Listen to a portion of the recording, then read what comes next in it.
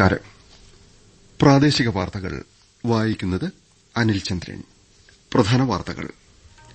India ലോകത്ത് മൂന്നാമത്തെ വലിയ സമ്പദ്വ്യവസ്ഥയായി മാറുന്ന പാതയിലാണെന്ന് പ്രധാനമന്ത്രി നരേന്ദ്രമോദി. നീറ്റ് പിജി പരീക്ഷ ഇന്ന്. അന്തരിച്ച അധ്യാപകനും വാഗ്മിയും എഴുത്തുകാരനുമായ പ്രൊഫസർ എം കെ സാനുവിന് കേരളം ഇന്ന് യാത്രാമൊഴി നൽകും.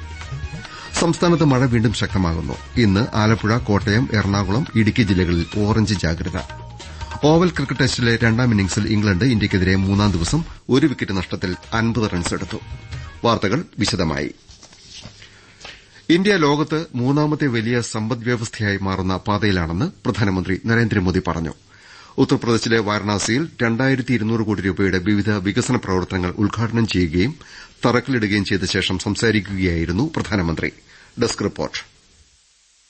രാജ്യത്തെ ശക്തമാക്കാൻ പൌരന്മാർക്കും പ്രധാന ഉത്തരവാദിത്തമുണ്ടെന്ന് പറഞ്ഞ പ്രധാനമന്ത്രി വോക്കൽ ഫോർ ലോക്കൽ എന്ന മന്ത്രം സ്വീകരിക്കാൻ ജനങ്ങളെ ആഹ്വാനം ചെയ്തു. മേക്ക് ഇൻ ഇന്ത്യ ഉൽപ്പന്നങ്ങൾ പ്രോത്സാഹിപ്പിക്കുമെന്ന് പ്രതിജ്ഞയെടുക്കാനും അദ്ദേഹം ആവശ്യപ്പെട്ടു. സ്വദേശി ഉൽപ്പന്നങ്ങൾ മാത്രം വിൽക്കുമെന്ന് എല്ലാ വ്യാപാരികളും കടയുടമകളും പ്രതിജ്ഞയെടുക്കണം. വരാനിരിക്കുന്ന ഉത്സവ സീസണിൽ സ്വദേശി ഉൽപ്പന്നങ്ങൾ ഉപയോഗിക്കണമെന്നും പ്രധാനമന്ത്രി അഭ്യർത്ഥിച്ചു. ഇതായിരിക്കും മഹാത്മാഗാന്ധിക്ക് നൽകുന്ന യഥാർത്ഥ ആദരവെന്നും നരേന്ദ്രമോദി പറഞ്ഞു. നീറ്റ് പിജി 2025 പരീക്ഷ ഇന്ന്. 2.5 ലക്ഷത്തോളം മെഡിക്കൽ ബിരുദധാരികൾ പിജി പ്രവേശന പരീക്ഷയ്ക്ക് രജിസ്റ്റർ ചെയ്തിട്ടുണ്ട്. രാവിലെ 9 മുതൽ 12:30 വരെയാണ് കമ്പ്യൂട്ടർ അധിഷ്ഠിത പരീക്ഷ. നീറ്റ് പരീക്ഷയ്ക്ക് എത്തുന്നവർക്ക് രാവിലെ 7 മുതൽ പരീക്ഷാ കേന്ദ്രങ്ങളിൽ പ്രവേശനം നൽകും. 8:30ക്ക് ശേഷം പ്രവേശനം അനുവദിക്കില്ലെന്ന് national board of examinations in medical sciences അറിയിച്ചു.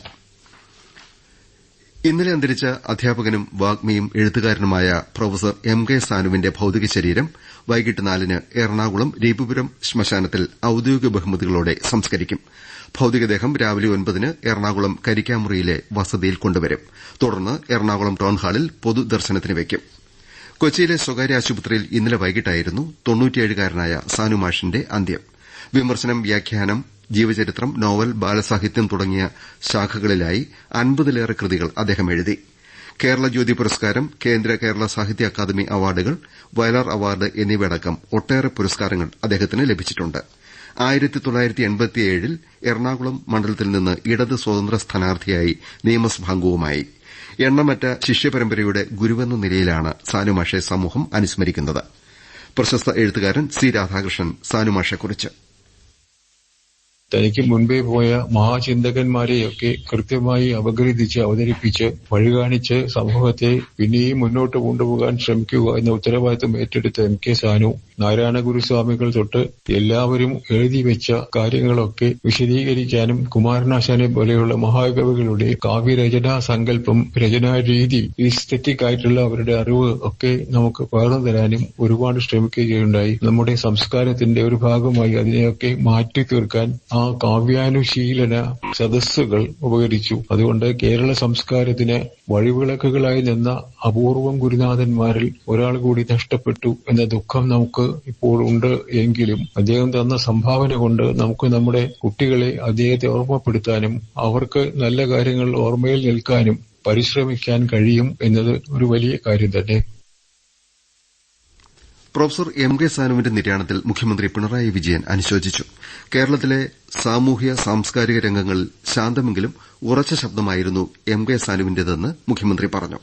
മന്ത്രിമാരായ എം പി രാജേഷും സജി ചെറിയാനും സ്പീക്കർ എ എൻ ഷംസീർ, പ്രതിപക്ഷ നേതാവ് വി ഡി സതീശൻ, സിപിഎം സംസ്ഥാന secretary M V Govindan, KPCC president Sunny Joseph തുടങ്ങിയവരും Sreenarayana Dharmasangham trust Sivagiri Mutt general secretary Swami ശുഭാംഗാനന്ദയും എം കെ സാനുവിന് ആദരാഞ്ജലി അർപ്പിച്ചു. വോട്ടർ പട്ടിക പുതുക്കലുമായി ബന്ധപ്പെട്ട് പ്രവർത്തിക്കുന്ന ബൂത്ത് ലെവൽ ഓഫീസർമാരുടെ വേതനം തെരഞ്ഞെടുപ്പ് കമ്മീഷൻ ഇരട്ടിയാക്കി വർദ്ധിപ്പിച്ചു. ഇതോടെ ബിഎൽഒമാരുടെ വാർഷിക വേതനം 6000 രൂപയിൽ നിന്ന് 12000 രൂപയായി ഉയരും. പട്ടിക പുതുക്കൽ സമയത്ത് അധികമായി 2000 രൂപ ഇൻസെന്റീവും നൽകും. ബിഎൽഒ സൂപ്പർവൈസർമാർക്ക് വാർഷിക വേതനം 12000 രൂപയിൽ നിന്ന് 18000 രൂപയായും വർദ്ധിപ്പിച്ചു. ഇലക്ടറൽ രജിസ്ട്രേഷൻ ഓഫീസർമാർക്കും അസിസ്റ്റന്റ് രജിസ്ട്രേഷൻ ഓഫീസർമാർക്കും ഇതാദ്യമായി ഓണറേറിയവും നൽകും. ഇഒമാർക്ക് 30000 രൂപയും എഇഒമാർക്ക് 25000 രൂപയും ഓണറേറിയം അനുവദിച്ചിട്ടുണ്ട്. മത്സ്യോൽപാദനത്തിൽ ഇന്ത്യ ലോകത്ത് 2ാം സ്ഥാനത്താണെന്ന് കേന്ദ്രമന്ത്രി രാജീവ് രഞ്ജൻ സിംഗ് പറഞ്ഞു. മത്സ്യോൽപാദനം വർദ്ധിപ്പിക്കുക, മത്സ്യമേഖല നേരിടുന്ന തടസ്സങ്ങൾ പരിഹരിക്കുക തുടങ്ങിയ വിഷയങ്ങൾ സംസ്ഥാനങ്ങളുടെ പ്രതിനിധികളുമായി കൊൽക്കത്തയിൽ ചർച്ച ചെയ്യുകയായിരുന്നു കേന്ദ്രമന്ത്രി. സംസ്ഥാനത്ത് മഴ വീണ്ടും ശക്തമാകുന്നു. ഇന്ന് ആലപ്പുഴ, കോട്ടയം, എറണാകുളം, ഇടുക്കി ജില്ലകളിൽ കേന്ദ്ര കാലാവസ്ഥാ വകുപ്പ് ഓറഞ്ച് ജാഗ്രത നൽകി. തിരുവനന്തപുരം, കൊല്ലം, പത്തനംതിട്ട, തൃശൂർ, മലപ്പുറം, പാലക്കാട് ജില്ലകളിൽ മഞ്ഞ ജാഗ്രതയാണ്. കള്ളക്കടൽ പ്രതിഭാസത്തിന്റെ ഭാഗമായി തിരുവനന്തപുരം കാപ്പിൽ മുതൽ പൊഴിയൂർ വരെ വൈകിട്ട് മുതൽ നാളെ രാത്രി വരെ ഉയർന്ന തിരമാലയ്ക്കും കടലാക്രമണത്തിനും സാധ്യതയുണ്ട്. മീൻപിടുത്തക്കാരും തീരദേശവാസികളും ജാഗ്രത പാലിക്കണമെന്ന് നിർദ്ദേശം നൽകി. നാളെ കേരള, ലക്ഷദ്വീപ്, കർണാടക തീരങ്ങളിൽ മത്സ്യബന്ധനത്തിന് വിലക്കേർപ്പെടുത്തി. മഴ ശക്തമായി തുടരുന്ന സാഹചര്യത്തിൽ ഇടുക്കി ജില്ലയിൽ ജാഗ്രത കർശനമാക്കി. മൂന്നാർ ഗ്യാപ് റോഡ് വഴി രാത്രികാല ഗതാഗതം ബുധനാഴ്ച വരെ പൂർണ്ണമായി നിരോധിച്ചു. റോഡിന്റെ വശങ്ങളിലെ പാർക്കിംഗും വിലക്കി. ഖനന പ്രവർത്തനങ്ങൾക്കും ബുധനാഴ്ച വരെ നിരോധനമുണ്ട്. സംസ്ഥാനത്ത് സാനിറ്ററി മാലിന്യം സംസ്കരിക്കാൻ പുതിയ 4 പ്ലാന്റുകൾ ആരംഭിക്കുമെന്ന് മന്ത്രി എം. പി. രാജേഷ് പാലക്കാട്ട് അറിയിച്ചു. കണ്ണൂർ, മലപ്പുറം, എറണാകുളം, കൊല്ലം ജില്ലകളിൽ ആരംഭിക്കുന്ന പ്ലാന്റുകളിൽ 100 ടൺ സാനിറ്ററി മാലിന്യം ഓരോ ദിവസവും സംസ്കരിക്കാൻ കഴിയും. 5 മാസത്തിനകം പ്ലാന്റുകളുടെ നിർമ്മാണം പൂർത്തിയാകും. പാലക്കാട് പറളിയിൽ മൃഗപ്രജനന നിയന്ത്രണ കേന്ദ്രം ഉദ്ഘാടനം ചെയ്യുകയായിരുന്നു എം. പി. രാജേഷ്. വിപണിയിൽ ന്യായവിലയ്ക്ക് സാധനങ്ങൾ ലഭ്യമാക്കാൻ ഫലപ്രദമായ ഇടപെടൽ തുടരുകയാണെന്ന് മന്ത്രി ജി ആർ അനിൽ കൊല്ലത്ത് പറഞ്ഞു. വെളിച്ചെണ്ണ വില ഇപ്പോഴത്തെ 349 രൂപയിൽ നിന്ന് വീണ്ടും കുറയ്ക്കാൻ നടപടി ആരംഭിച്ചു കഴിഞ്ഞു. കേരഫെഡും കേരജം കമ്പനിയും എണ്ണവില കുറയ്ക്കാമെന്ന് അറിയിച്ചിട്ടുണ്ട്.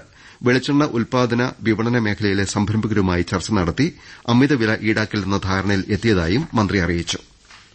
പ്രവാസികൾ നാടിന്റെ പ്രതീക്ഷയാണെന്നും കേരളത്തിന്റെ പ്രതിസന്ധി ഘട്ടങ്ങളിലെല്ലാം അവർ കരുത്തു പകർന്നത് മറക്കാനാവില്ലെന്നും മന്ത്രി എ കെ ശശീന്ദ്രൻ പറഞ്ഞു.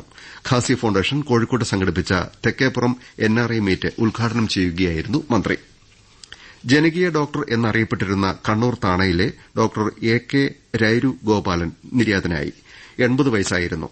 അരനൂറ്റാണ്ടോളം രോഗികളിൽ നിന്ന് 2 രൂപ മാത്രം ഫീസ് വാങ്ങിയായിരുന്നു ഡോക്ടറുടെ സേവനം. സംസ്കാരം ഉച്ചയ്ക്ക് കണ്ണൂർ പയ്യാമ്പലത്ത് നടത്തും. തമിഴ് നടനും ഹാസ്യതാരവുമായ മദൻ ബോബ് ചെന്നൈയിൽ അന്തരിച്ചു. അദ്ദേഹത്തിന് 71 വയസ്സായിരുന്നു. 600-ലേറെ ചിത്രങ്ങളിൽ അഭിനയിച്ചിട്ടുണ്ട്. ഓവൽ ക്രിക്കറ്റ് ടെസ്റ്റിലെ രണ്ടാം ഇന്നിംഗ്സിൽ ഇംഗ്ലണ്ട് ഇന്ത്യയ്ക്കെതിരെ മൂന്നാം ദിവസം 1 വിക്കറ്റ് നഷ്ടത്തിൽ ഇന്നലെ 50 റൺസെടുത്തു.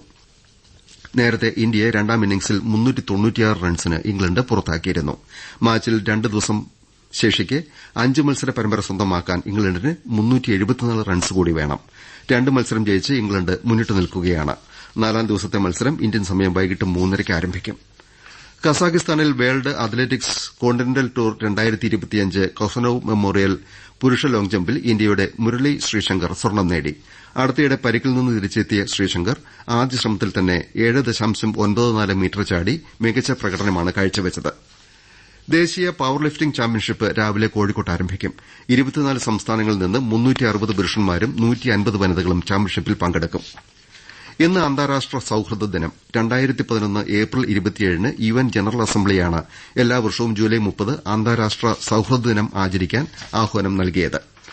സൌഹൃദ ദിനമായ ഇന്ന് സൌഹൃദം മഹാവൃക്ഷമായി വളരട്ടെ എന്ന സന്ദേശത്തോടെ ഹരിതകേരളം മിഷൻ സുഹൃത്തുക്കൾക്ക് വൃക്ഷത്തൈകൾ കൈമാറുന്ന പരിപാടി സംഘടിപ്പിക്കും. 1 കോടി വൃക്ഷത്തൈകൾ നട്ടുപിടിപ്പിക്കുകയെന്ന ലക്ഷ്യത്തോടെ ആരംഭിച്ച ജനകീയ വൃക്ഷവൽക്കരണ ക്യാമ്പയിന്റെ ഭാഗമായാണ് പരിപാടി. തദ്ദേശ സ്ഥാപനങ്ങളിലേക്ക് തെരഞ്ഞെടുപ്പിന് മുന്നോടിയായി വോട്ടർ പട്ടികയിൽ പേര് ചേർക്കാൻ ഈ മാസം 7 വരെ അവസരമുണ്ട്. അന്തിമ വോട്ടർ പട്ടിക 30-ന് പ്രസിദ്ധീകരിക്കും. അതത് തദ്ദേശ സ്വയംഭരണ സ്ഥാപനങ്ങളിലും ബ്ലോക്ക് പഞ്ചായത്ത് ഓഫീസുകളിലും താലൂക്ക് ഓഫീസുകളിലും വില്ലേജ് ഓഫീസുകളിലും കരട് പട്ടിക പ്രസിദ്ധീകരിച്ചിട്ടുണ്ട്. എടിഎമ്മിലേക്ക് പണം കൊണ്ടുപോകുന്ന വാഹനത്തിന്റെ ഡ്രൈവറെ മർദ്ദിച്ച മഞ്ചേരി ട്രാഫിക് യൂണിറ്റിലെ പോലീസ് ഡ്രൈവർ നൌഷാദിനെ സസ്പെൻഡ് ചെയ്തു. ജാഫറിനെ മർദ്ദിക്കുന്ന ദൃശ്യങ്ങൾ സമൂഹമാധ്യമങ്ങളിൽ പ്രചരിച്ചതിനെ തുടർന്നായിരുന്നു നടപടി. പ്രധാന വാർത്തകൾ വീണ്ടും. ഇന്ത്യ ലോകത്ത് 3ാമത്തെ വലിയ സമ്പദ്വ്യവസ്ഥയായി മാറുന്ന പാതയിലാണെന്ന് പ്രധാനമന്ത്രി നരേന്ദ്രമോദി. നീറ്റ് പിജി പരീക്ഷ ഇന്ന്. അന്തരിച്ച അധ്യാപകനും വാഗ്മിയും എഴുത്തുകാരനുമായ പ്രൊഫസർ എം കെ സാനുവിന് കേരളം ഇന്ന് യാത്രാമൊഴി നൽകും. സംസ്ഥാനത്ത് മഴ വീണ്ടും ശക്തമാകുന്നു. ഇന്ന് ആലപ്പുഴ, കോട്ടയം, എറണാകുളം, ഇടുക്കി ജില്ലകളിൽ ഓറഞ്ച് ജാഗ്രത. ഓവൽ ക്രിക്കറ്റ് ടെസ്റ്റിലെ രണ്ടാം ഇന്നിംഗ്സിൽ ഇംഗ്ലണ്ട് ഇന്ത്യയ്ക്കെതിരെ മൂന്നാം ദിവസം 1 വിക്കറ്റ് നഷ്ടത്തിൽ 50 റൺസെടുത്തു. പ്രാദേശിക വാർത്തകൾ കഴിഞ്ഞു.